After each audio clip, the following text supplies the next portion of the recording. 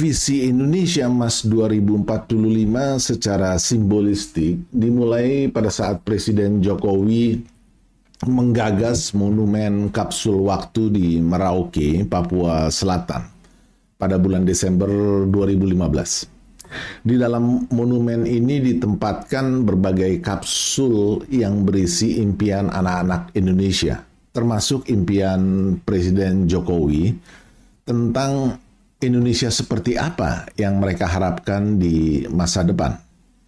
Rencananya di tahun 2085, kapsul-kapsul ini akan dibuka untuk dibandingkan dengan keadaan Indonesia pada saat itu.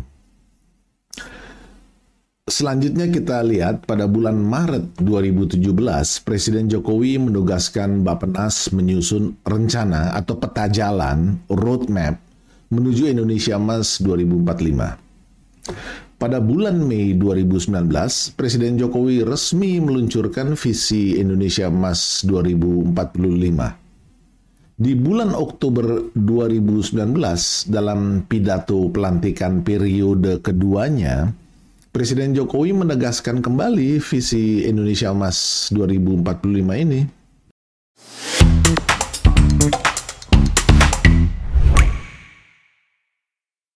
Halo pemirsa Cokro TV, saya saat ini bersama dengan Bung Yosef Wenas. Selamat datang ke Cokro TV, Bang Yosef. Terima kasih. Thank you for having me again. Ya, it's been a while ya. Udah lama kita nggak ngobrol nih. Ya. Nah, ini saya tertarik untuk berbincang dengan Bang Yosef karena kan kemarin saya lihat beberapa waktu lalu saya lihat ada konten di Analisis Intelijen, kanal YouTube-nya Bang Yosef tentang visi Indonesia Emas.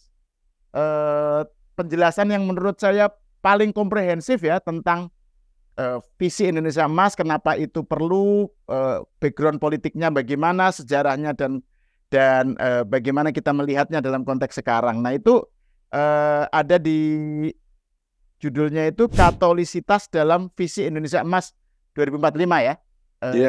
Judul kontennya itu. Iya. Nah kan kita nggak mau bahas soal katolisitasnya, kita bahas soal visi Indonesia Emasnya nih. Ya, oke. Itu dagingnya sih. Ya, nah Bang Yosef, kalau saya lihat kan Anda begitu menaruh perhatian yang besar terhadap wacana visi Indonesia Emas 2045 ini. Sebenarnya kenapa ini menjadi sesuatu keharusan bagi kita ini? Apa yang ada masalah kita itu apa sebenarnya? Sehingga ini menjadi keharusan. Ini kan keharusan itu ada dua sisi masalah ya. Satu historis itu kan bukan soal cerita masa lalu, tapi kan soal bagaimana masa lalu membawa kita ke masa kini dan masa depan. Itu yang pertama. Yang kedua ya tantangan masa kininya. Nah kalau kita mau bahas satu-satu mungkin ya jadi bagaimana mengurut sejarahnya dulu barangkali ya. Ya, soal tantangan masa kininya. Kira-kira tantangan masa kininya dulu ya. Tantangan Indonesia saat ini apa sih? Kok sampai wacana tentang visi Indonesia Emas ini jadi sesuatu yang katakan aja keharusan yang perlu kita ambil lah jalur itu gitu. Iya.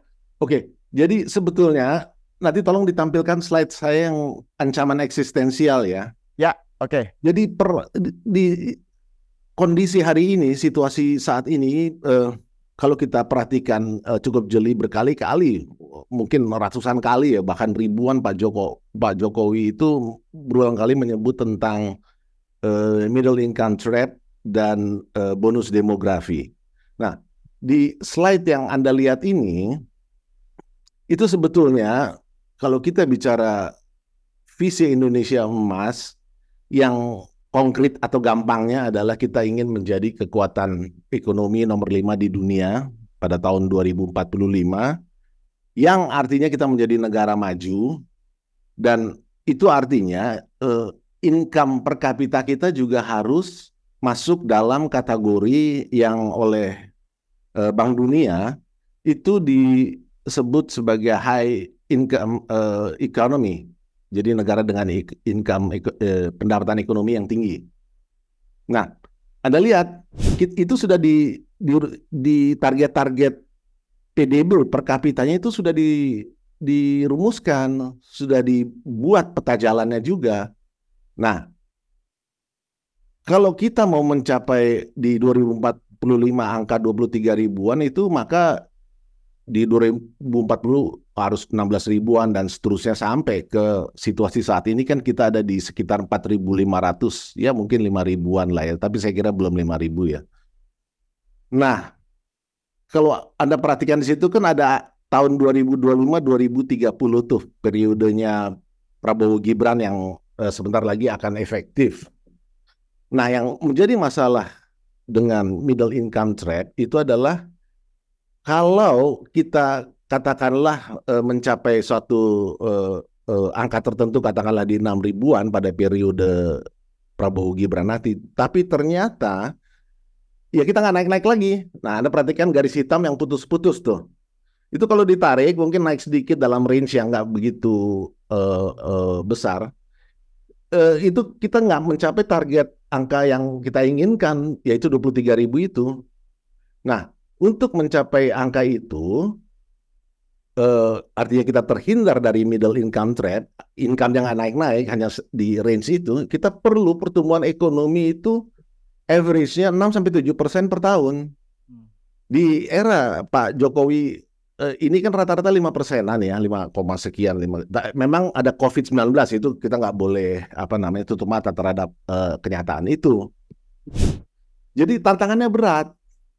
Nah, yang pertama adalah kita harus mencapai pertumbuhan 6-7%. Nggak bisa kita di bawah itu supaya kita tidak masuk dalam middle income trap seperti dalam kasus negara-negara Amerika Latin yang jadi diskusi kita sebelumnya. Nah, tapi untuk bisa mencapai itu memang ada peluang kedua nih, sebetulnya ini realistis. Tapi ini sebetulnya double-edged sword. Di satu sisi bisa jadi peluang, di sisi lain bisa kita jadi yang malah senjata yang malah membunuh kita. Yaitu di pertengahan tahun 2030-an populasi usia produktif kita itu mencapai 68%. Apa itu usia produktif? Yaitu kalau dalam bahasa statistik ya mereka yang berusia antara 15 sampai 64 tahun.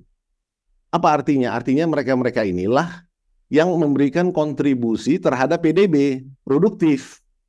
Kalau mereka memiliki skill set yang relevan. Jadi bagus atau tidak itu memang seharusnya diukur dari relevan atau tidak skill set mereka sesuai dengan tantangan zamannya. Nah, saya deep down sedikit soal usia produktif ini ya. Kalau kita nanti tampilkan grafik antara Indonesia dan Republik Korea misalnya. Korea itu kan termasuk antara 95-2005 itu mereka berhasil mempersiapkan bonus demografi yang mereka mau capai dan sukses. Kita lihat kan industri Korea maju, industri kreatif film-filmnya maju, elektronik, superconductor dan macam-macam, mobil, kapal, ya. K-pop ya. K-popnya itu juga itu karena mereka berhasil mempersiapkan masyarakatnya sehingga mereka menikmati ini. Nah, kalau dalam perbandingan dua grafik demografi di layar Anda nanti ditampilkan ya. Indonesia saat ini lagi sedang membentuk grafik seperti Korea. Jadi bentuknya tuh kayak tempayan. Nah, yang di tengah ini usia ya. Itulah yang disebut usia produktif antara 15 sampai 64 tahun itu. Ini yang mengkontribusi terhadap PDB, bayar pajaknya, kerja, punya income dan sebagainya. Nah, yang di atas ini kan orang tua kayak saya nih, kakek-kakek yang dependen terhadap yang di tengah ini. Yang di bawah itu anak-anak. Dalam grafik ini ya itu juga dependen terhadap yang tengah ini.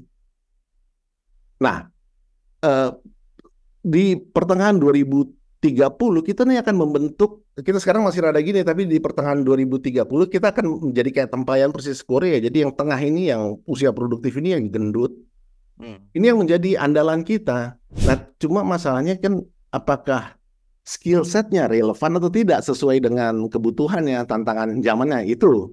Ya. Kalau tidak relevan, maka itu artinya kita mengalami bencana demografi.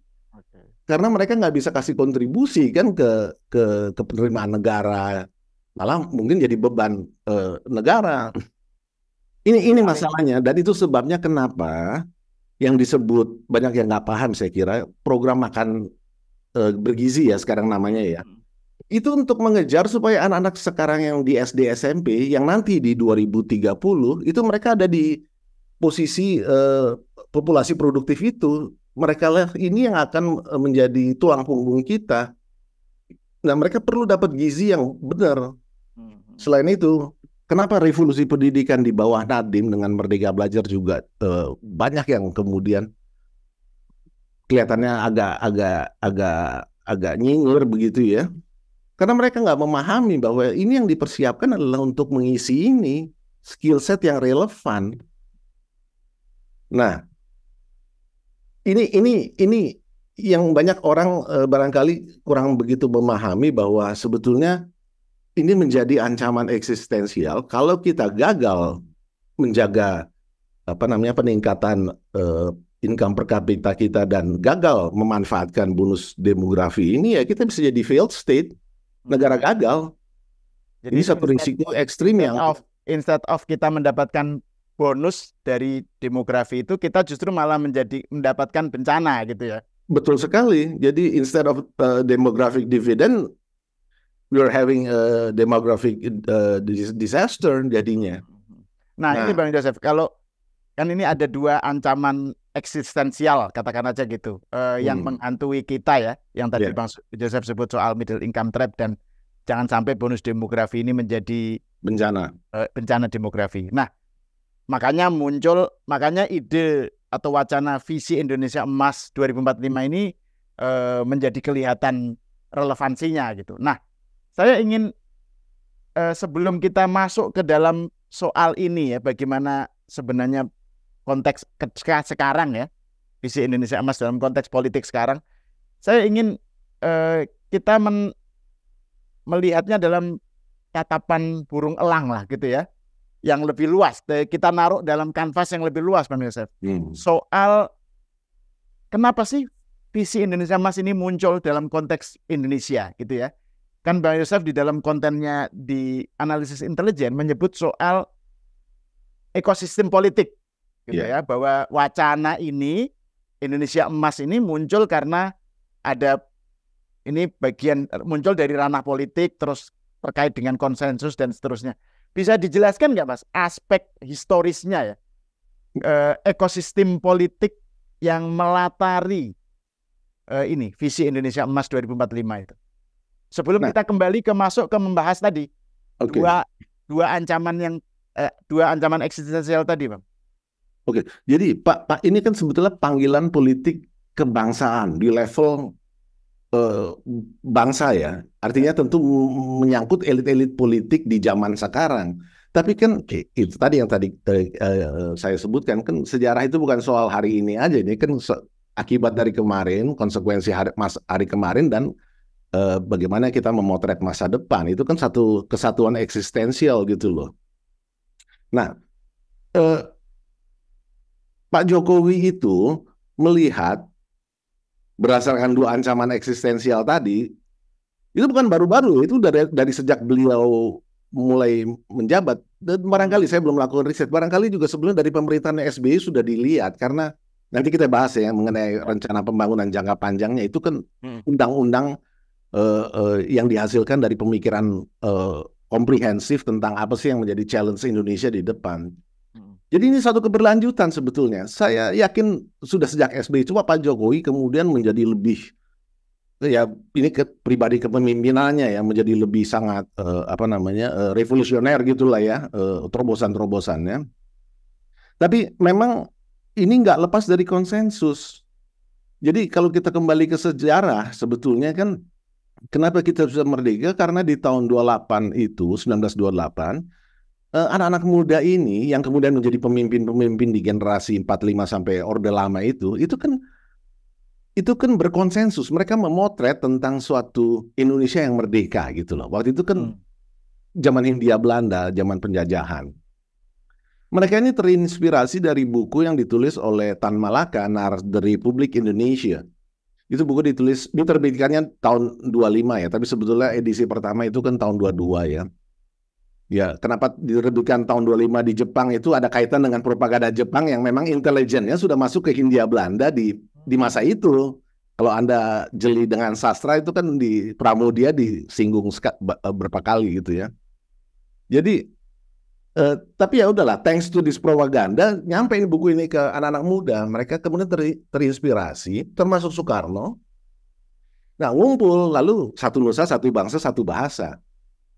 Ini kan sebetulnya mereka memotret Indonesia yang merdeka. Dan terjadi 20 tahun kemudian, tahun 45 terwujud.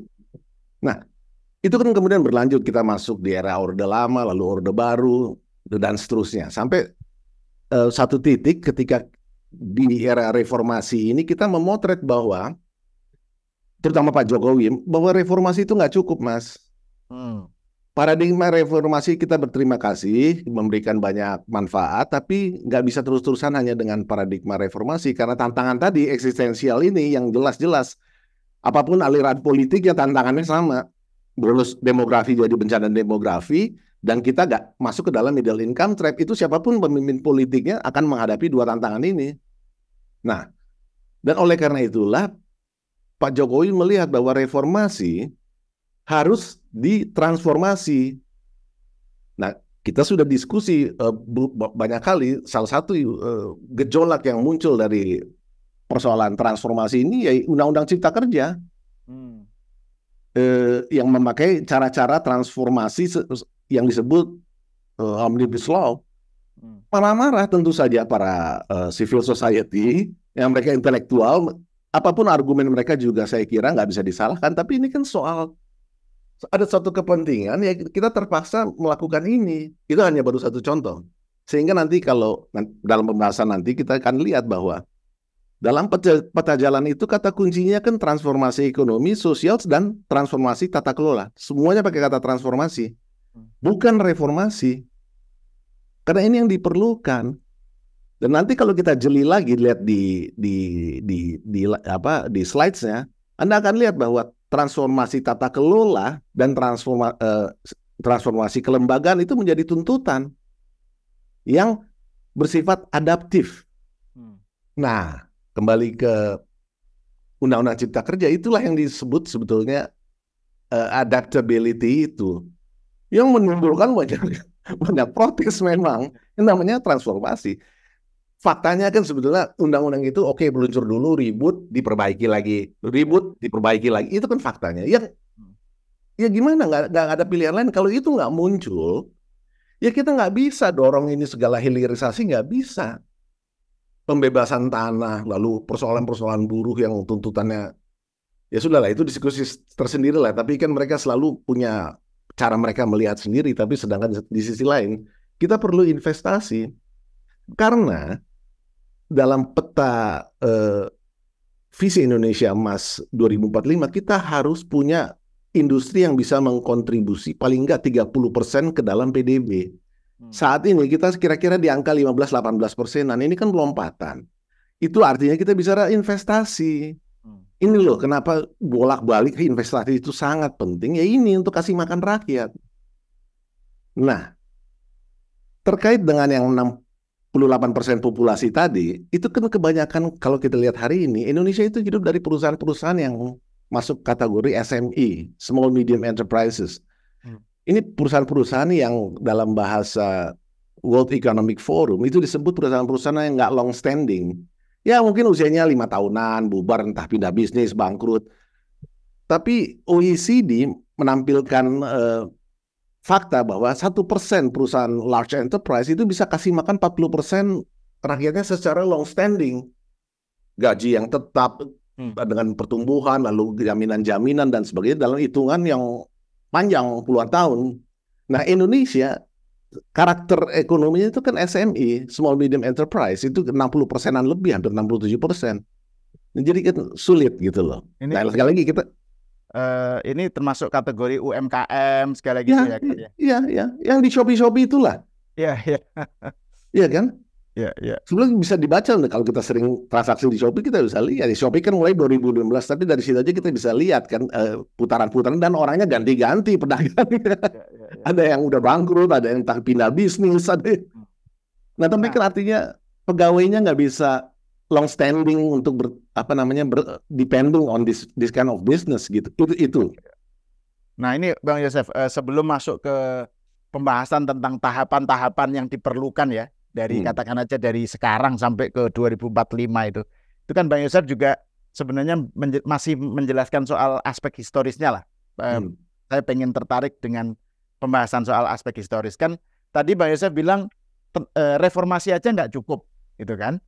Nah kan itu kalau dalam reformasi itu kan yang katakan aja salah satu hasil utamanya itu kan yang dalam istilah Bang Yosef itu kan dari Orde Baru menjadi trias politika, kan?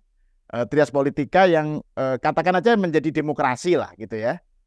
Nah terus kemudian kan kalau visi Indonesia Emas itu kan kalau dalam bahasa yang katakan aja yang lebih populer itu kan developmentalism kan? Soal pembangunan lah, gitu. Bagaimana pembangunan itu bisa dijalankan untuk tadi itu mencapai Indonesia maju 2045 kan. Nah, untuk itu kan ternyata membutuhkan Fed coalition, koalisi besar. Pak Jokowi ini kan kasus utamanya dalam konteks menjalankan developmentalism kan dia gimana supaya dia mendapatkan koalisi besar di kabinet, di parlemen ya. Nah, Pak Yosef bisa menjelaskan nggak itu soal jadi reformasi nggak cukup gitu ya, dan pada saat yang sama ada trias politika ya, tapi pada saat yang sama developmentalism ini membutuhkan koalisi besar gitu di parlemen. Gimana itu Bang? Ya, jadi gini, kita bandingkan dulu ya trias politikanya Orde Baru dan trias politikanya reformasi. Nah, yang Orde Baru ini mirip yang diskusi kita terakhir yang tentang Barisan Nasionalnya Malaysia. Ingat kita terakhir diskusi kan Mahathir dipersiapkan tuh udah dari tahun 80-an, sebelum 80-an. Kemudian Abdul Razak turun, ganti Hussein On, tapi kemudian kan Mahathir selama puluhan tahun itu menjamin di satu sisi dan faktanya menjamin pembangunan di Malaysia kan adanya suatu koalisi besar Barisan Nasional sehingga Malaysia di Mahathir muda itu sampai 2003 itu kan ya kita sudah tahu ceritanya lah gimana Indonesia begitu inferior terhadap Malaysia di masa itu. Nah, Orde Baru mirip seperti itu. Ketika kekuasaan berada di satu tangan dan kelompok yang solid, ya akhirnya jaminan pembangunan di era Orde Lama itu relatif berkesinambungan kan. Dari kabinet pembangunan 1 sampai 5 atau 6 atau 7 ya relatif. Orde Baru. Orde Baru. Bang Yosef tadi nyebut Orde Lama. Sorry. Orde Baru. Ya, kita bicara Orde Baru. Artinya poinnya adalah menjamin kesinambungan pembangunan. Itu diperlukan suatu konsensus politik yang solid gitu loh. Itu faktanya. Bahwa itu kemudian diktator dan terjadi reformasi kemudian itu satu hal lah ya. Tapi faktanya begitu. Nah, jadi di Orde Baru yang disebut pemerintahan itu kan sama dengan eksekutif. Karena legislatif dan yudikatifnya itu kan kontrolnya di tangan satu orang jenderal itu. Yang menentukan ketua DPR dan susunan di DPR juga partai-partainya, komposisi kursi dan itu kan sudah ditentukan oleh kekuatan ini. Ketua MPR-nya pun ditentukan, pemilihan presiden kan di MPR yang menentukan presiden. Itu orangnya sang jenderal Soeharto. Di yudikatif sama, MA-nya juga kan itu kalau nggak ada telunjuknya Soeharto nggak bisa. Sehingga sekali lagi pemerintahan sama dengan eksekutif. Lalu kita masuk ke reformasi.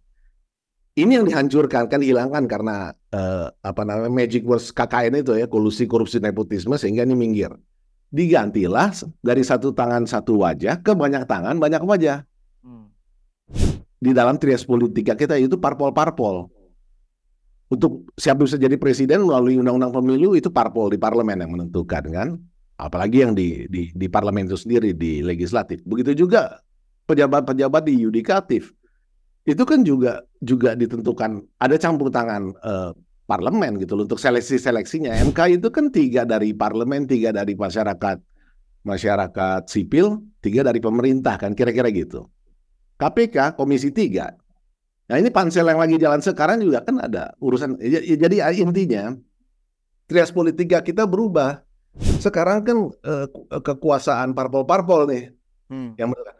Oleh karena itu, ketika suatu pemerintahan ingin melakukan pembangunan, itu sangat perlu dukungan kuat dari parpol-parpol. Nah, akhirnya kita turun ke diskusi, kenapa perlu koalisi besar?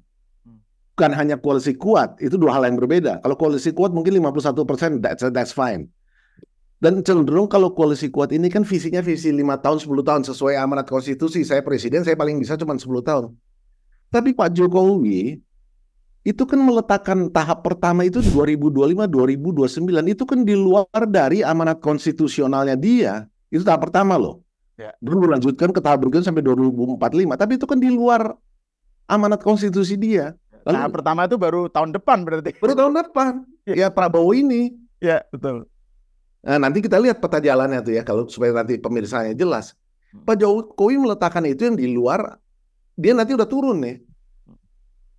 Nah, 10 tahun dia ngapain? Ya dia persiapkan itu semua untuk supaya tahapan-tahapan 1, 2, 3, 4 sampai 2045 itu ini udah siap. Yang tekanannya memang di infrastruktur.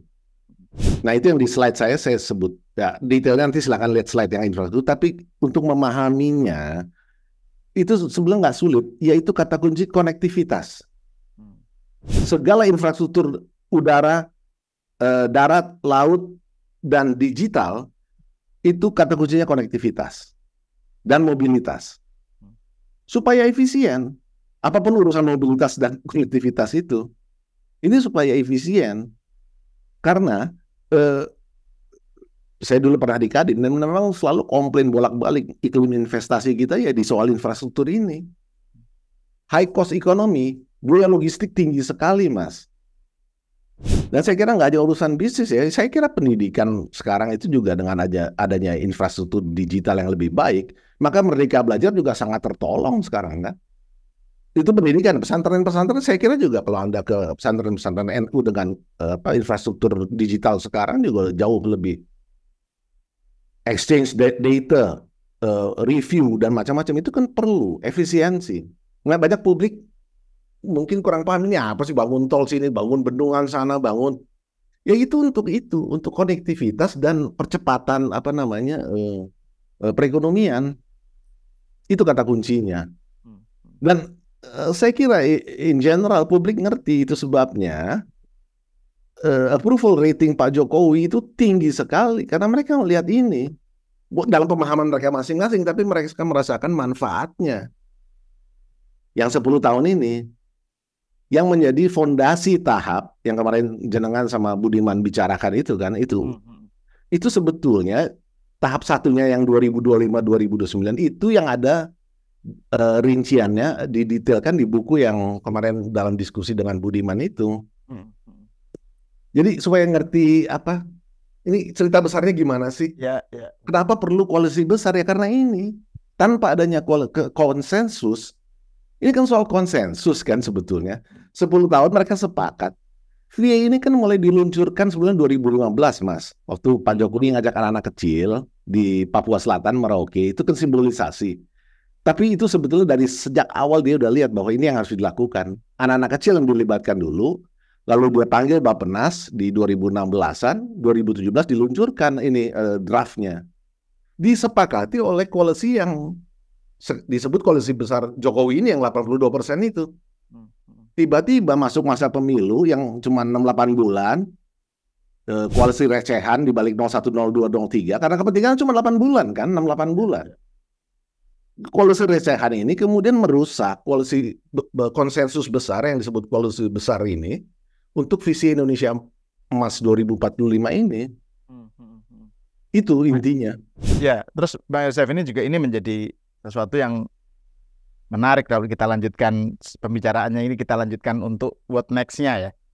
Kan tadi Bang Yosef bilang bahwa untuk supaya developmentalism-nya itu jalan, pembangunannya itu jalan gitu kan, membutuhkan konsensus dalam bentuk koalisi besar kan, di parlemen supaya pemerintah itu kalau misalnya punya UU, punya apa itu cepat gitu kan. Ya tadi Bang Yosef menyebut soal cipta kerja itu kan contoh. Iya, Bagaimana undang-undang itu bisa lolos dalam waktu yang singkat gitu ya. iya, Nggak perlu direcokin dengan bermacam-macam hal karena Pak Jokowi punya koalisi besar gitu kan. iya, Nah, sekarang kita beranjak ke yang sekarang, Bang Yosef. Kan tadi Anda menyebut soal bahwa pemilu itu membuat itu muncul koalisi recehan itu istilah Anda ya. iya, Yang pertimbangannya itu miopik, jangka pendek. iya, Pertimbangannya betul-betul sesuatu yang sifatnya kekuasaan yang sifatnya jangka pendek, yaitu iya, ya pemilu itu. iya. Nah, ini gimana seberapa jauh soal koalisi besar yang perlu dipertahankan untuk Indonesia Emas 2045 itu bisa dijaga gitu loh. Jadi gimana ini tahap-tahap, bagaimana kita bisa memastikan tahap-tahap menuju 2045 dari Pak Jokowi sebagai katakan aja peletak dasar lah ya, fondasi, terus menuju tahap transformasi yang Anda sebut transformasi tadi itu bisa terrealisir gitu. Gimana Bang Yosef menjelaskannya? Sebelum kemarin jenengan diskusi dengan Budiman itu nyinggung itu loh. Jadi kan Budiman ngomong bahwa bagaimana visi sang presiden itu menjadi ulu kan kemarin kan. Ya. Karena negara ini kan berjalan dengan aturan, dengan undang-undang. Nah, kalau kita bicara visi Indonesia Emas 2045 itu artinya kita bicara RPJPN, Rencana Pembangunan Jangka Panjang Nasional. Oke. Itu dari sudut hukumnya. Dan itu yang sudah berlaku sekarang yang akan habis tahun depan, tahun 2025 itu dari era Pak SBY itu RPJPN 2005-2025. Tahun depan habis. Oke. Ini yang dikerjain Pak Jokowi sebetulnya menerjemahkan itu dan membuat terobosan-terobosan berdasarkan itu. Jadi keberlanjutan. Nah cuma kan kurang kuat ya.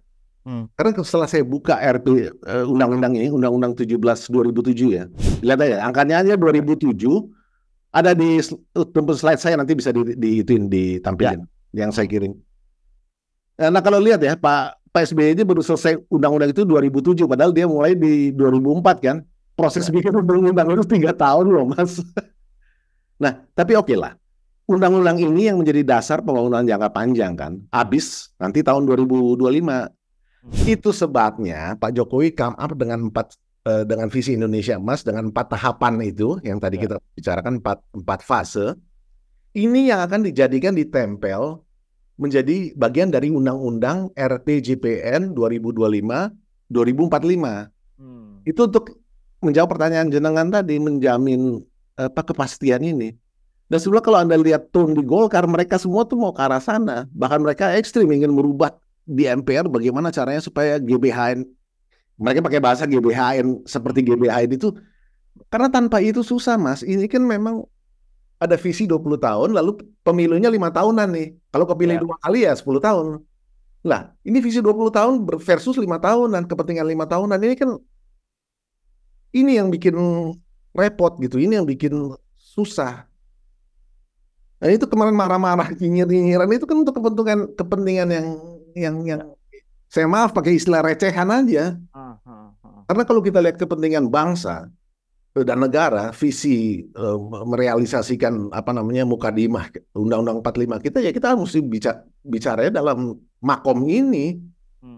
Dan itulah keberhasilan para anak-anak muda yang jadi tokoh-tokoh pergerakan nasional kita di dalam sejarah. Nah, bisa nggak sekarang milenial yang dan Gen Z muda yang akan membentuk 68% populasi ini, karena mereka tulang punggungnya, komit dengan VA 2045 ini yang saya kira perlu didorong terus oleh berbagai macam ya civil society lah, Cokro TV salah satunya. Karena tanpa ini ya susah. Kita akan kembali ke pertanyaan jenengan. Ini gimana ya para politisi ini setiap 5 tahunan pada genit semua. Ya. Dan selalu ya kecenderungannya kan kalau menjelang pemilu menjadi miopik kan, jangka pendek gitu mikirnya. Nah, tapi kan ini kalau kita bicara tentang visi Indonesia Emas kan itu membutuhkan komitmen jangka panjang yang bahkan lintas periode pemerintahan gitu. Nah, dan menurut Bang Yosef seberapa jauh itu seberapa jauh Anda masih bisa optimistis dengan perkembangan yang ada ya?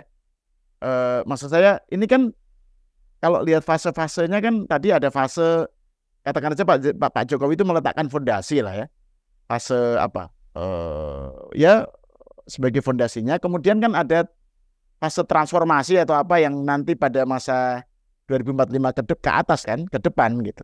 Menurut Bang Yosef gimana ini fase-fase ini bisa seberapa jauh bisa terrealisir gitu? Saya pakai eksperimen, bukan eksperimen ya, sebetulnya keputusan strategis Gus Dur ya, untuk menjelaskan bahwa a true vision speaks for itself.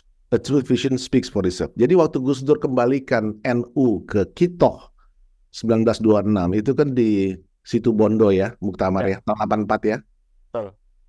Faktanya sejak itu kan intinya Gus Dur ingin menjadikan NU sebagai garam saja, tidak berpolitik tapi sebagai garam. Jadi dia masuk di gado-gado, dia masuk di rawon, tapi dia tidak mau diidentifikasikan dengan sebagai partisan atau entitas politik lah.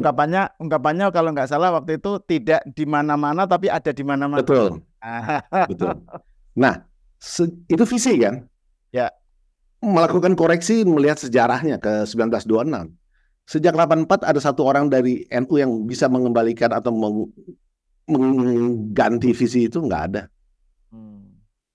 It's a true vision. Ada kebenaran juga di situ gitu. Nah, sekarang visi Indonesia 2045. Kan memang ada ancaman eksistensial yang apapun ideologi Anda, apapun orientasi politik Anda, ancaman eksistensial ini kan konkret. India sekarang, India tuh udah bentuk grafik populasi udah seperti itu, tapi mereka sekarang agak kebingungan, agak terlambat karena si Modi ini strategi ekonomi makronya agak salah. Dia terlalu inward looking. Dia nggak, jadi artinya gini, dia punya populasi besar, 1,7, 1,8 miliar, dia seperti Cina sekarang, bahkan mungkin udah lebih sedikit. Jadi dia punya pasar. Jadi dia lebih menggunakan strategi substitusi impor. Jadi barang-barang yang bisa dibikin di India, dia bikin di India gitu loh, made in India gitu loh. Sekarang jadi nyinyir, made for India. Kenapa? Karena terlalu inward looking sehingga mereka nggak fokus di up the value chain yang global. Sedangkan Cina, Korea, Vietnam up the value chains. Nah, ini yang Pak Jokowi mau melalui hilirisasi. Kita nggak hanya membuat industrinya di Indonesia, tapi kita juga ekspornya harus kuat. Nah, India nggak lakukan ini. Sehingga dia stagnan nih India sekarang. Jadi agak pusing nih si Modi. Nah, Pak Jokowi belajar dari Modi ini saya kira. Modi dan Jokowi ini sama-sama punya visi. Kalau Modi itu kan visi India 2047, 100 tahun India menjadi negara maju. Mereka merdeka 47. Pak Jokowi, visi 100 tahun Indonesia merdeka 2045. Sebenarnya mereka saling belajar kalau saya lihat perbandingan antara keduanya. Yang sengsara sekarang Pakistan. Udah agak telat nih. Mereka nggak bisa memanfaatkan bonus demografi mereka ya, macam-macam pendidikannya agak minus juga, ya macam-macam lah soal. Nah, tapi saya kira ini bisa menjadi perbandingan buat generasi sekarang untuk belajar, untuk lihat bahwa kita mau masuk yang mana nih. Kita mau jadi seperti apa nih? Mau jadi seperti Korea, atau mau jadi seperti India atau Pakistan? Kalau dalam pembicaraannya Pak Jokowi itu kan dalam pidato yang saya melihat juga di kanalnya Bang Yosef ya, tentang Pak Jokowi yang cerita jangan sampai kita menjadi seperti Amerika Latin. Betul. Middle income trap yang mereka alami menjadikan mereka nggak kemana-mana gitu. Yeah. Nah, Pak Jokowi kemudian kan mengacu ke misalnya tadi yang disebut Taiwan, Korea gitu ya. Nah itu jadi gimana itu Bang? Kalau Amerika Latin itu gimana cara ininya itu mereka mengatasi middle income trap-nya itu supaya ada lesson learn gitu dari kasus itu supaya kita juga nggak terjebak ke situ gitu. Yang jadi masalah Mas ini kan yang namanya bonus demografi itu kan nggak datang 5 tahun sekali atau 10 tahun sekali. Dalam khasanah ekonomi itu disebut once in a lifetime. Ini kan siklus sekali. Jadi kalau itu lewat kita nggak bisa memanfaatkan itu ya memang kerjanya jadi membereskan, merapikan, memperbaiki disasternya ini memang nggak mudah. Saya kira Amerika Latin sekarang di tahap secara umum gitu ya, di tahap memperbaiki ini jadi terlambat. Korea itu kisah sukses, mereka memanfaatkan itu dan sukses. Taiwan juga begitu. Nah, ya, Amerika Latin saya tidak tahu apa yang menjadi forum. Ya, saya kira Brasil ya berusaha memperbaiki itu dengan macam-macam ini ya, sehingga mereka bikin BRICS dan sebagainya. Itu upaya-upaya, tapi yang namanya bonus itu nggak datang 100 tahun sekali juga nggak datang. Jadi ini yang harus dipahami, bahwa ini makanya saya sebut sebagai ancaman eksistensial untuk kita bicara ke Gen Z sekarang lah, yang akan menjadi pahlawan di pertengahan 2030-an. Tapi tanggung jawabnya sudah sejak ini, makanya Pak Jokowi mempersiapkan selama 10 tahun. Tapi tahap pertamanya, tahap satunya itu ya pemerintahan Prabowo Gibran ini. Dan itu sebabnya dalam konteks tadi kita bicara koalisi besar, ya kita mengerti sekarang Pak Prabowo ini sedang harus membentuk koalisi besar lainnya. Nggak bisa enggak, karena sistem demokrasi kita seperti itu. Ini kan sistem yang kita pilih. Like it or not harus. Ya. Kalau enggak ya susah Pak Prabowo.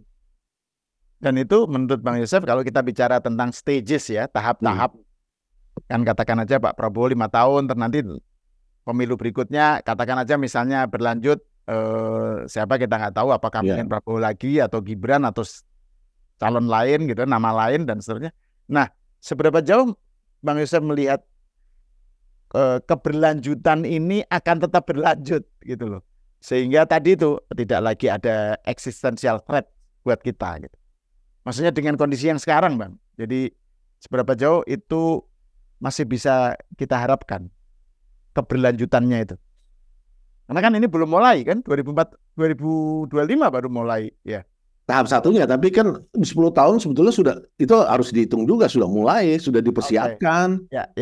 Jadi ini bukan akan titik nolnya di 2002 di pemerintahan Prabowo Oktober nanti, bukan. Ini udah jalan 10 tahun. Jadi saya kira ya, saya kok cukup yakin bahwa ini semacam true vision Gus Dur dulu yang nggak bisa dirubah satupun sampai hari ini, dari sejak 84 oleh satu kalangan Nahdliyin pun nggak bisa. Saya kira kekuatan visi Indonesia Emas 2045 itu seperti itu.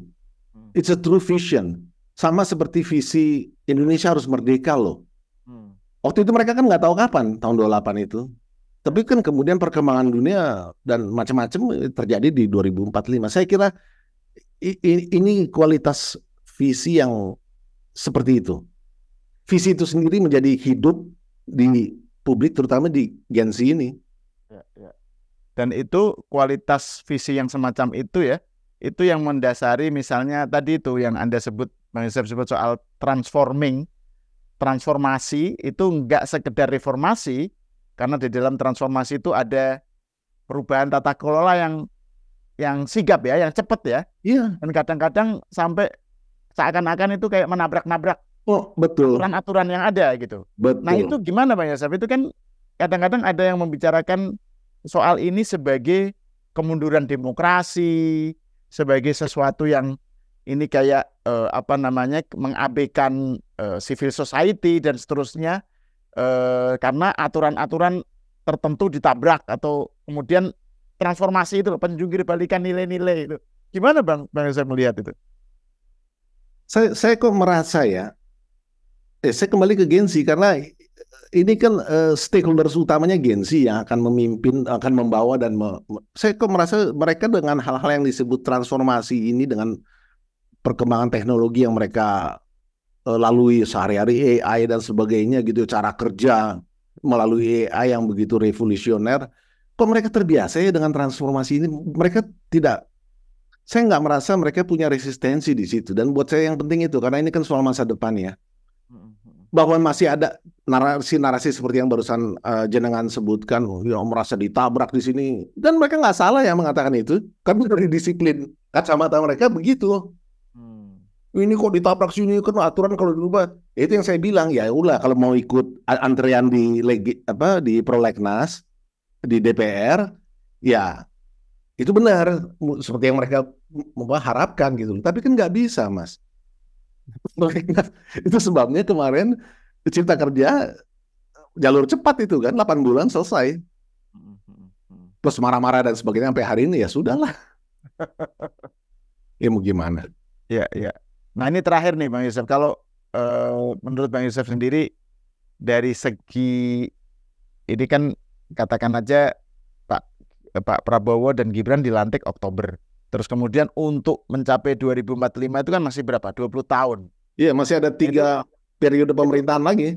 Ya, itu stagesnya bisa diuraikan lagi ya. Kita sudah menyinggung sih, tapi sebelum kita mengakhiri, jadi kira-kira stages yang dilalui oleh Indonesia untuk mencapai 2045 itu seperti apa? Ya. Oke, nanti ditampilkan tahapan dari reformasi ke transformasi ya, slide saya. Ya. Itu kan kalau Anda lihat di layar itu ada 4 tahapan berikut tahun-tahunnya. Yang tahap 1 itulah yang akan ada di bawah Prabowo Gibran. Nah, barangkali yang saya ingin soroti yang kata-kata pentingnya itu kata-kata transformasi sosial, transformasi ekonomi, dan transformasi tata kelola. Nah, detailnya untuk yang tahap 1 itu ya ada di buku jenengan itu yang kemarin diskusi dengan Budiman. Buku Prabowo. Ya, bukunya Pak yang saya bicarakan dengan Budiman Sujatmiko. Sujatmiko. Nah, tapi saya ingin soroti yaitu 3 kata transformasi itu. Itu sudah kita diskusikan panjang lebar. Lalu saya ingin garis bawahi di tahap 2 itu di transformasi tata kelola, karena dimensi politiknya ada di sini, Mas. Di transformasi tata kelolanya. Di tahap 2 itu ada kata-kata simplifikasi regulasi berbasis teknologi industri. Simplifikasi. Di tahap 3 ada kata-kata kelembagaan adaptif. Di tahap 4 regulasi yang adaptif. Ini perlu. Adaptability ini perlu. Dan moga-moga civil society nanti mulai belajar juga nih. Bagaimana nih, nggak marah-marah tapi juga melihat adaptability itu tuntutan. Kita harus cepat, karena dunia juga sangat cepat. Jadi kalau kita harus merubah peraturan, tadinya hanya boleh gelondongan, misalnya aturan pertambangannya gitu loh. Tapi sekarang kan kita nggak boleh, kita harus nilai tambah, harus downstreaming ke hilir. Bagaimana regulasinya itu bisa, termasuk nanti mungkin menabrak aturan-aturan hutan, peruntukannya apa segala, itu harus bisa adaptif gitu loh. Jangan kelamaan jadi wacana politik yang genit-genit, kira-kira gitulah. Oke, saya kira kita cukup komprehensif lah ini ya, membahas soal visi Indonesia Emas dari aspek historis, kemudian bagaimana ini mesti diwujudkan dalam tahap-tahap ya, menuju 2045. Terima kasih Bang Yosef, dan pemirsa, kalau ingin mendapatkan pembahasan yang juga lebih komprehensif ya, tidak kalah komprehensifnya dengan pembahasan yang sekarang ini, bisa disimak, bisa silakan ke kanal Analisis Intelijen, kanalnya Bang Yosef, di pembahasan mengenai katolisis, apa judulnya? Dan katolisitas dan visi Indonesia Emas 2045. Ya, katolisitas dan visi Indonesia Emas. Di situ cukup runtut, sangat runtut itu penjelasannya Bang Yosef. Jadi supaya melengkapi diskusi kita ini Bang Yosef. Oke, terima kasih Bang Yosef atas obrolannya. Pemirsa, sampai di sini dulu, kita berjumpa lagi di episode selanjutnya.